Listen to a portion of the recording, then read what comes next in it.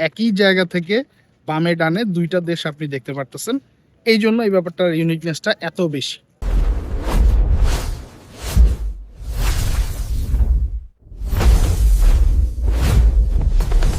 আসসালামু আলাইকুম সবাইকে। তো আমরা আজকে একটা জিনিস দেখানোর জন্য আপনাদেরকে এই ভিডিওটা করতেছি আসলে। তো এটা হচ্ছে আমরা কিন্তু বাংলা বান্ধা 0 কিলোমিটার দেখে যেটা বুঝতেছেন, আমরা হচ্ছে বাংলাদেশের ওই যে বলে না টেকনাফ টু তেতুলিয়া। তো আমরা একটা জায়গায় চলে আসছি, একটা মাথায়, সেটা হচ্ছে তেতুলিয়া। আর এরপরে বাংলাদেশ এটা একেবারে 0 পয়েন্ট এবং এটা নো ম্যানস ল্যান্ড। আমাদেরকে গাড়ি নিয়ে আসতে দেয় নাই, আমরা গাড়িটা বাইরে রেখে আসছি। এইখানে যদি আসেন, যদি ইন্ডিয়ান পার্সপেক্টিভ থেকে দেখেন, তাহলে এটা কিন্তু হচ্ছে ঢাকা 503 কিলোমিটার। তো এটার মানে হচ্ছে ইন্ডিয়া থেকে যখন আপনি আসতেছেন তখন ঢাকা 503 কিলোমিটার পড়বে, আর বাংলাদেশ থেকে যদি বের হয়ে থাকেন তাহলে 0 কিলোমিটার, মানে হচ্ছে এটা ইন্ডিয়ার ঠিক সীমানাটা ওখান থেকে শুরু হয়ে গেছে। এটা 0 পয়েন্ট, নো ম্যানস ল্যান্ড। আচ্ছা, আর আরেকটা ব্যাপার যদি বলি, সেটা হচ্ছে এখানে প্রচন্ড রোদ, শীতকাল এখন, আমরা শীতকালকে পিক করছি আসার জন্য। তবে আপনারা যদি এখানে হাঁটতে হাঁটতে মনে করেন যে খুব গরম লাগতেছে, খুব অস্বস্তি লাগতেছে, বাচ্চা নিয়ে আসেন, ফ্যামিলি নিয়ে আসেন, তাহলে এটার জন্য কিন্তু একটা সুন্দর গ্যালারির মতো করা আছে। এই গ্যালারির নাম হচ্ছে শহীদ মমিন রিট্রিট গ্যালারি। তো এটা খুবই সুদিং এবং খুবই ছায়া আছে, আপনারা এখানে বসতে পারবেন। এখানে কিছু স্ন্যাক্স এর ব্যবস্থাও আছে, এগুলা অবশ্যই পারচেস করে নিতে হবে। আর হচ্ছে এই যে 0 পয়েন্টে আপনারা ছবি তুলতে পারবেন, প্লাস ওইখানে নিরাপত্তার মধ্যেই আছি আমরা আসলে দুই পাশে, কারণ এটা নো ম্যানস ল্যান্ড। এইবার এই জায়গায় গ্যালারিটা যেখান থেকে শুরু হয় সেটা যদি আমরা দেখাই, এটা হচ্ছে 0 পয়েন্ট। এখানে আপনারা এসে ফটোশুট করতে পারবেন। রেস্ট নেওয়ার জন্য আপনারা ওই যে ওই গ্যালারিটাতে যেটা একবার বলেছিলাম, সেখানে আপনারা রেস্ট নিতে পারবেন। আর এই জায়গার একটা মজার ব্যাপার হচ্ছে আজকে কিন্তু আমরা এটা মিস করেছি, কারণ হচ্ছে আমরা একটু দেরি করে এসেছি এখানে। এখানে যদি ভোরে হিট করতে পারেন, ধরেন 6টা 7টা লোকালদের মতে, তখন কিন্তু আপনি এখান থেকে সূর্য ওঠার সময় নেপালের কাঞ্চনজঙ্ঘা পাহাড়ের কিছু অংশ বসে আপনারা এখান থেকে দেখতে পারেন, বাট সেটা এখন কিন্তু দেখতে পারবেন না আপনারা। আচ্ছা, আরেকটা ব্যাপার হচ্ছে এখানে কিন্তু জাস্ট মানে ঘোরাঘুরির জন্য যে সবাই চলে আসছে তাও কিন্তু না, অনেকে কিন্তু এখানে আসে ইন্ডিয়াতে চলে যাওয়ার জন্য। সেখানে দেখেন, আপনারা দেখতে পাচ্ছেন, একটু যদি জুম করি আমরা, কিছু ভদ্রলোককে দেখা যাচ্ছে ব্যাগ হাতে নিয়ে যাচ্ছে, ওরা কিন্তু ক্লিয়ারেন্স কমপ্লিট করেছেন, এখন ওরা হচ্ছে ইন্ডিয়াতে ঢুকতেছেন ভেরিফিকেশনের পরে। বাট আমরা সেরকম কোনো মানে প্রিপারেশন নিয়ে আসি নাই, আমরা ইন্ডিয়াতে যাওয়ার আশায় আসি নাই। আমরা আসলে দেখতে আসছিলাম বাংলাদেশের একটা প্রান্ত, যে এরপরে আর বাংলাদেশ নাই।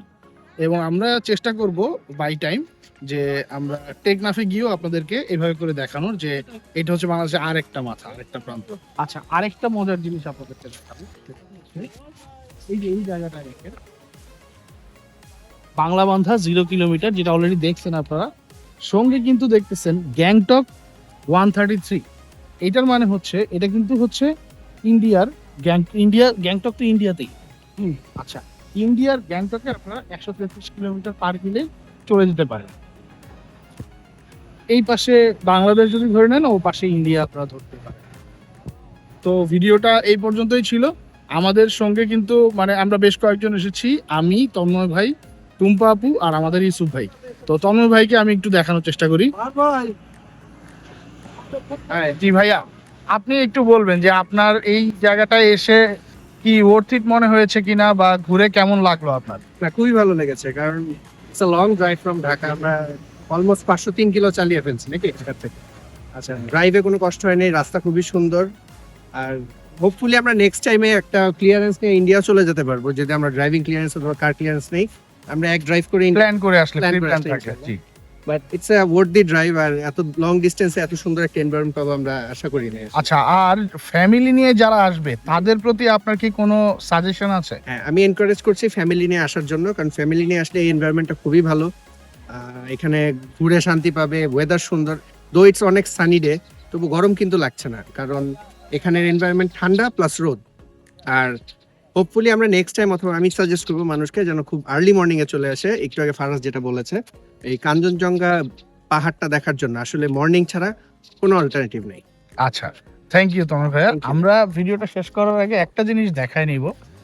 এই পাশে যদি আমরা একটু জুম করি, এখানে আমরা দেখতেছি বাংলাদেশের পতাকাটা। এটা মানে লোকালদের মতে এটা হচ্ছে সর্ববৃহৎ বাংলাদেশের পতাকা স্ট্যান্ড। তো এটার সাথে আমরা ছবি তুলেছি, আমরা সেই ফলকটা আপনাদেরকে দেখানোর চেষ্টা করব। এবং এই পাশে যদি আমরা ঘুরে যাই, একটু জুম করলেই আমরা কিন্তু ইন্ডিয়ার পতাকা পাবো। এবং দ্যাটস প্রিটি লেজিট। অরিজিনাল ইন্ডিয়ার পতাকা, ইন্ডিয়ার মানে দেশে, ইন্ডিয়ার সীমান্তের মধ্যেই এটা ওড়ানো হচ্ছে। তো এটা খুবই ইন্টারেস্টিং যে একই জায়গা থেকে বামে ডানে দুইটা দেশ আপনি দেখতে পারতেছেন। এই জন্য এই ব্যাপারটার ইউনিকনেসটা এত বেশি। তো থ্যাংক ইউ আমাদের সঙ্গে থাকার জন্য। পরবর্তী ভিডিওতে দেখা হবে। আসসালামু আলাইকুম সবাইকে।